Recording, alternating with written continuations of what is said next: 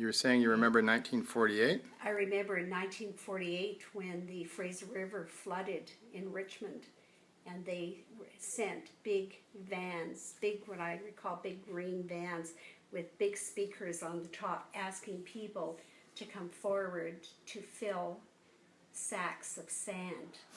If they had to bring sacks of any kind, to come and asking for help. I was terrified as a child. The thought of something coming and flooding and taking away my home was scary. Very, very frightening as a child. That's where all the farms were, of course, and they all got flooded. It was And the Delta, yeah. the water just came in. I guess there were pictures in the paper. They talked about it on the radio all the time. The damage. Yeah. And with the speakers, coming up and down the road. It's not a nice time.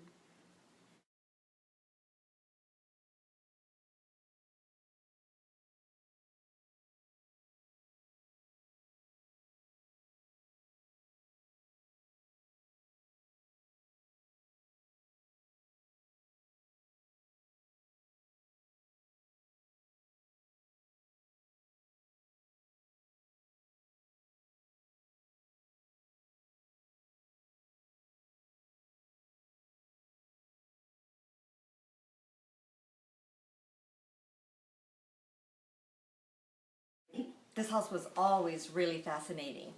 I remember going up the street. I went up to the park every single day, numerous times a day, maybe all day.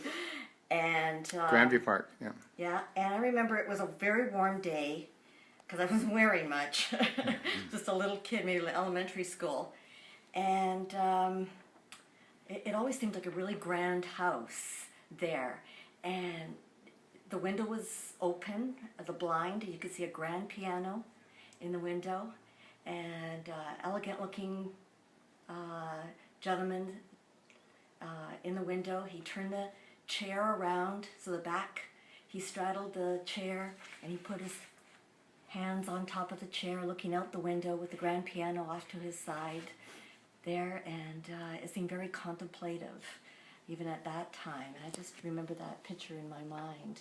And then soon after, the house was torn down. They didn't believe in, I guess, saving different items from it. I just remember it just being the front wall being torn off and the banister being exposed, and everything was gone. And an apartment was put up in its place. Still there, yeah. Cotton and William. Yeah. Yeah, it was really quite unique. It was very much a contrast, that home on the side, how large it was and grand, and all the little houses down around this side that were really smushed close together, and everybody sitting on their front stairs and their, they would call them wife beater t-shirts, trying to keep Working cool class.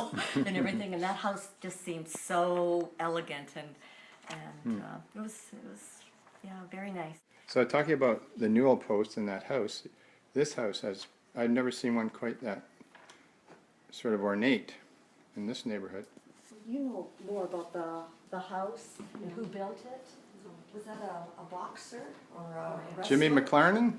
Pardon me? Jimmy McLarnon was I a don't know the name. very famous boxer in the 1930s, and he lived right about here.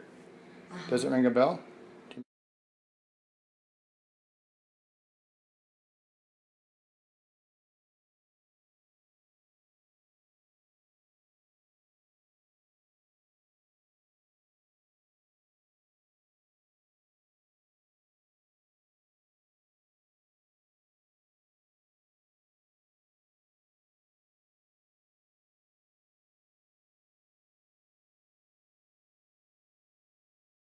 At our 50th, they had the 100-year.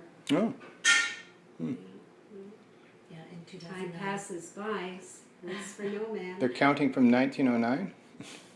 Is it 1909, the school? It was really started in 1908, but they opened at Admiral Seymour, so it doesn't really count. They built the first part of the school in 1910. So Well, you had to be in 1909.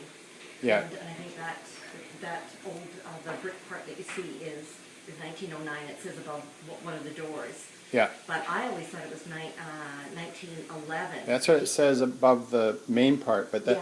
that's the north wing was built in 1909, 1910. And the center and the south were built in 1911. That's why it says 1911. But it is the oldest high school in Vancouver. It is? Yeah. Wow. Oldest high school building. Oh.